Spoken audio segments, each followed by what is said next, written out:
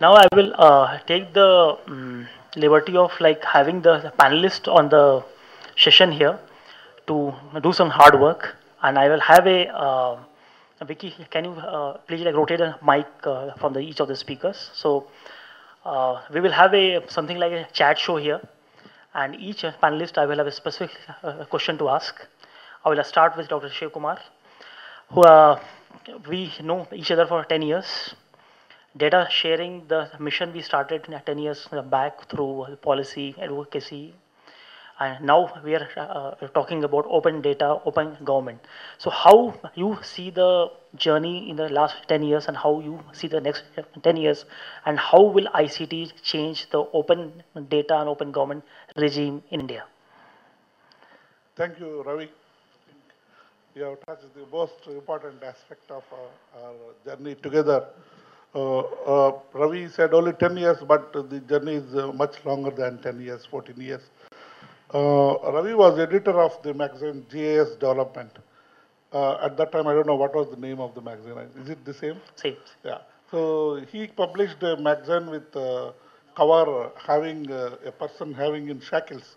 He said maps in shackles or something like that. Unshackle the maps. Unshackle the maps. And then Ravi was in serious trouble. That's how we met first time. He was in real trouble. 98. Because, 98 to be precise. Uh, so that is where we started. But it needs a very long journey, and we had to educate both our own technologists, administrators, and the politicians. Ultimately, we could succeed in bringing some change in thinking, and that's how maps have been unshackled to some extent.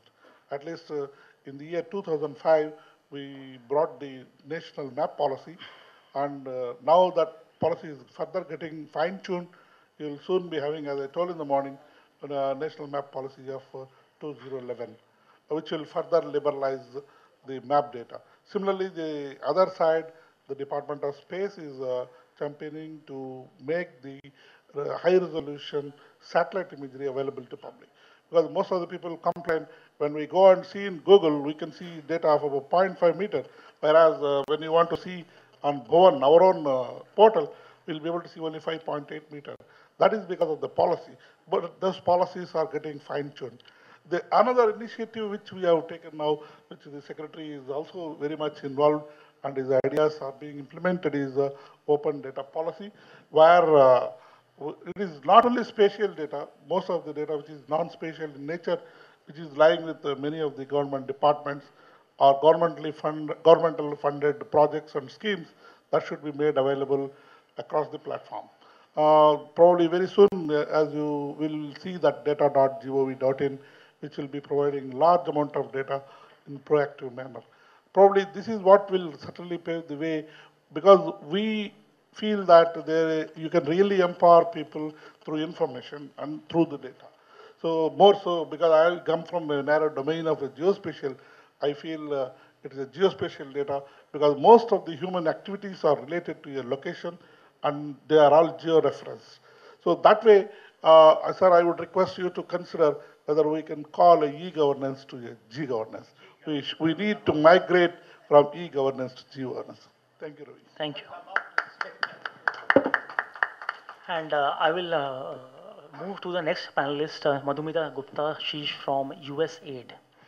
And USAID has like been a pioneer in seeding some of the great ICT for D initiatives more than a decade back, like when we met each other first time. So you have seen it when we were experimenting with small pilots here and there in India, and now it's like a decade. So how you look back and how you see like what has changed and what has not changed in ICT for development in India, and how do you see the future, Madhumita? Over the 10 years, there's been an enormous change. First of all, I think the biggest change has been people have started to recognize this as a tool and not as a fad of actually delivering services. As a development agency, we are implementers of projects on the ground. So when we look at ICT, we're basically looking for delivery of services and especially reaching, geographical reach, and second is the targeting the specific individual. And I completely agree with Dr. Chandrasekhar when he said in the beginning that it's not e-governance so much, it's actually the development and the governance agenda specifically. For instance, right now we're looking at the education sector. And in the education sector, under the Right to Education Act, there is a huge mandate to get a large number of teachers trained within a small time frame.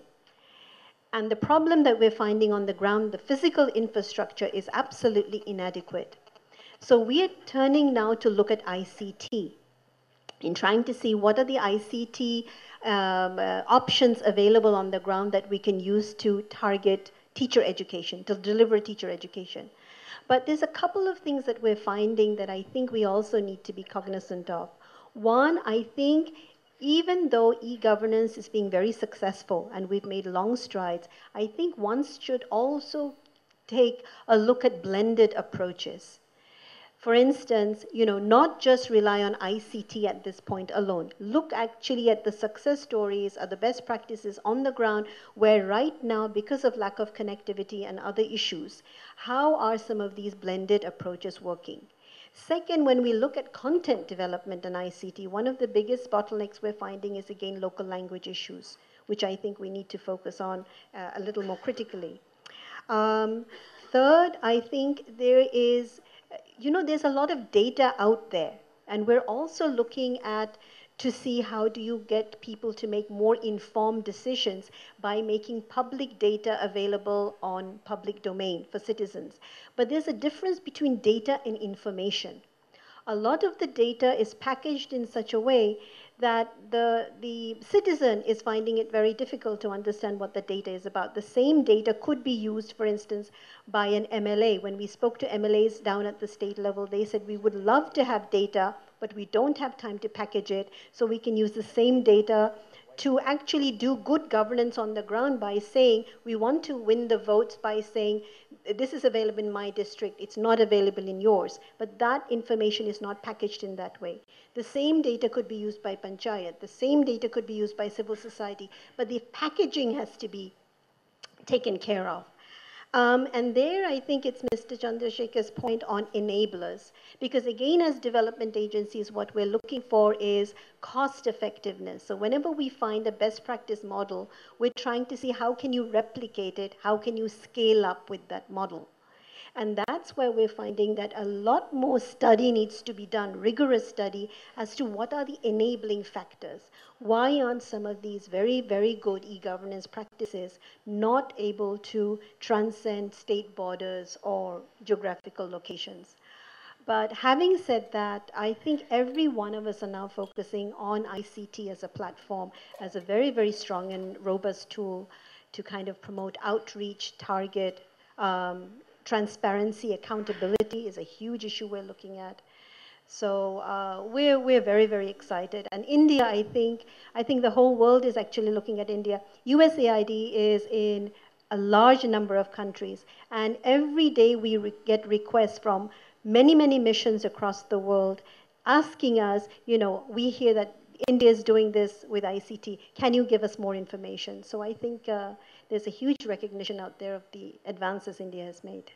Great.